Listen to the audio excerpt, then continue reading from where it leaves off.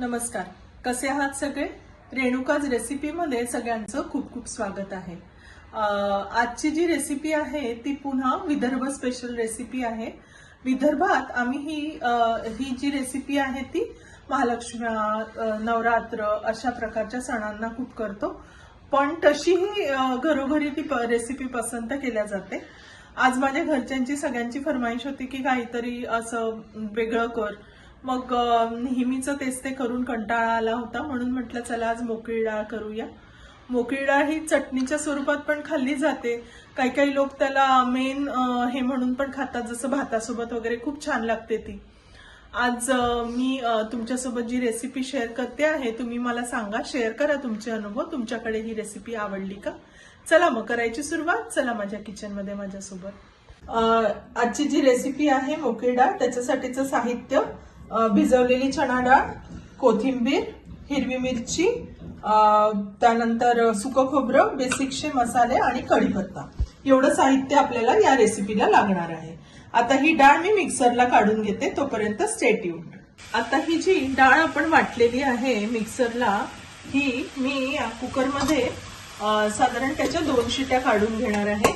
तसं तर माझी आई वगैरे जेव्हा करते ही रेसिपी, तर ती डायरेक्ट तेलात फोडणी घालते, पण त्याला खूप वेळ पण लागतो आणि त्याला तेल पण जास्त लागतं. तर माझा हा क्विक आणि शॉर्टकट रेसिपी आहे. तुम्ही पण करून बघा, अशी छान होते ही रेसिपी. चला मग बघायची आपण जी डाळ इथे शिजायला लावली होती ना, ती बघूया शिजली आहे का. कुकर थंड झाला आहे. हो, डाळ पण छान प्रकारे शिजली आहे.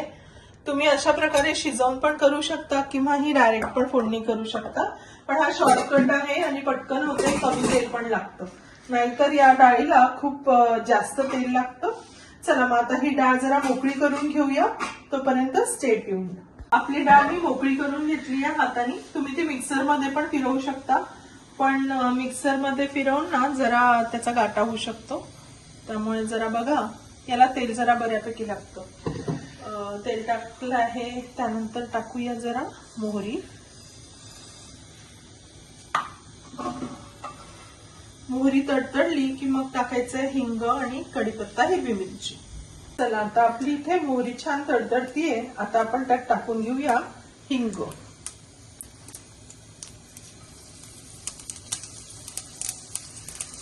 हिंगाने खूप छान अशी चव येते. आता हिंग झालाय, मोहरी तडतडली आहे, मग आपण टाकून घेऊ त्याच्यामध्ये कढीपत्ता आणि हिरवी मिरची. हिरवी मिरची मी बारीक चिरून घेतली आहे. कढीपत्ता छान धुवून घेतला आहे. बी केअरफुल, कढीपत्ता आणि हिरवी मिरची टाकताना अंगावर उडू शकतो. चला झालं आता तडतडलं. आता हा कढीपत्ता हिरवी मिरची टाकून जरासं परतून घेऊ. आता टाकायचंय हळद आणि मी तिखट टाकते, पण काही लोकांना ही डाळ पिवळी आवडते, मला तिखट टाकायला आवडते, त्यामुळे मी तिखट टाकून घेते. तुम्हाला नको असेल तर तुम्ही हळद टाकून तिखट स्किप करू शकता. आता ही आपण मोकळी केलेली डाळ टाकून घेऊया त्यात. तशी बऱ्यापैकी मोकळी करून घेतली आहे मी, पण थोडेसे काही लम्स जर राहिले असतील, जसा इथे राहिलाय माझा, तर तो परतवताना मोकळा करून घ्या. तेलामध्ये जरा प्रेस करून मोकळा करा. तशी जसं मी सांगितलं, ही डाळ कच्ची पण फोडणीत टाकतात, पण मग त्याला शिजायला पण बराच वेळ लागतो आणि त्याला तेलही भरपूर लागतं. ती जर शिजवून घेतली तर ह्याला तेल कमी लागतं आणि पटकन शिजते सुद्धा ही. आता यात मी थोडं चवीप्रमाणे मीठ टाकून घेईन आणि थोडीशी साखर एक वाफ आल्यानंतर टाकेल. आता यात चवीपुरती साखर टाकून घेऊया आणि थोडा खोबऱ्याचा किस आपण शिजताना टाकणार आहोत आणि थोडा वरून टाकणार आहोत. खोबऱ्याचा हा सुका खोबऱ्याचा किस आहे, ह्याला सुका खोबऱ्याचा किसच वापरा. थोडी कोथिंबीर आता टाकणार आहोत शिजताना आणि थोडी वरून पण टाकणार आहोत. याला फारसे काही मसाले नसल्यामुळे याला खरी जी चव असते ती असते हिंग, कोथिंबीर, खोबरं, कढीपत्ता. ह्यामुळे त्याला जो एक फ्लेवर येतो ना तो खूप अप्रतिम येतो. त्यामुळे हे सगळे इन्ग्रेडियंट्स त्यात टाका, शिजताना पण टाका, त्याने पण छान चव येते.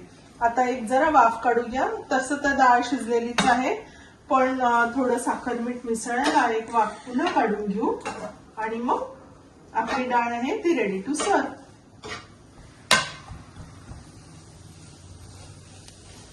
आता एक छानपैकी वाफ आलेली आहे आपल्या डाळीला. तशी डाळ शिजलेलीच आहे, त्यामुळे आता आपली डाळ रेडी टू सर्व. मस्त दिसते की नाही? अतिशय हेल्दी ऑप्शन आहे हा. ब्रेकफास्टला तुम्ही पराठ्याशी पण खाऊ शकता. मला स्वतःला पर्सनली पराठ्याशी ही डाळ फार आवडते. ज्या दिवशी आपला उपवास आहे, आपल्याला एग खायचं नाहीये, किंवा अतिशय छान आजकाल जे प्रोटीन्स म्हणतात, उत्तम ऑप्शन आहे हा प्रोटीन्सचा ब्रेकफास्टला. पराठ्यासोबत अशी मोकळी डाळ आणि ऑफिसला जायच्या आधी तुम्ही खाऊन जाऊ शकता. आदल्या दिवशी करून घेऊ शकता या प्रकारची डाळ. त्यामुळे तुम्ही पण करा आणि माझ्याशी शेअर करा तुमचा अनुभव. कशी झाली तुमच्याकडे मोकळी डाळ? तुमच्याकडे पदार्थ आवडला का? बघा आणि सुगंध पण खूप छान येतो. Colourful, tasty, yummy.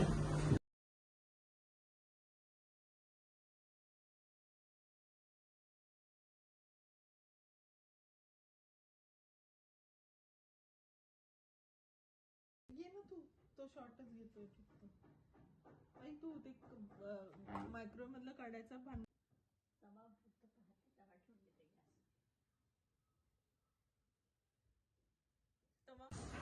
काय मग कशी वाटली आजची रेसिपी? हेल्दी, टेस्टी आणि मस्त आणि पारंपरिक. माझ्याशी शेअर करा तुमचे अनुभव. आणि माझी रेसिपी आवडल्यास माझ्या चॅनलला लाईक आणि सबस्क्राईब जरूर करा. सबस्क्राईब करायला विसरू नका. मला असं जाणवलंय की खूप लोक येतात चॅनलवर, व्हिजिट करतात, रेसिपी बघतात, मला व्ह्यूज चांगले येतात, पण सबस्क्राईब तुम्ही करायला विसरून जाता. तर असं करू नका. आमच्या सगळ्या छोट्या युट्यूबर्सला तुमच्या सबस्क्रिप्शन, लाईक, शेअरनी खूप प्रोत्साहन मिळतं. So stay tune with for such yummy recipes, ज्या बरेचदा मी पारंपरिक पण शेअर करत असते आणि फ्युजन रेसिपीज पण शेअर करत असते. So thanks for watching today's recipe. Bye for now. Bye.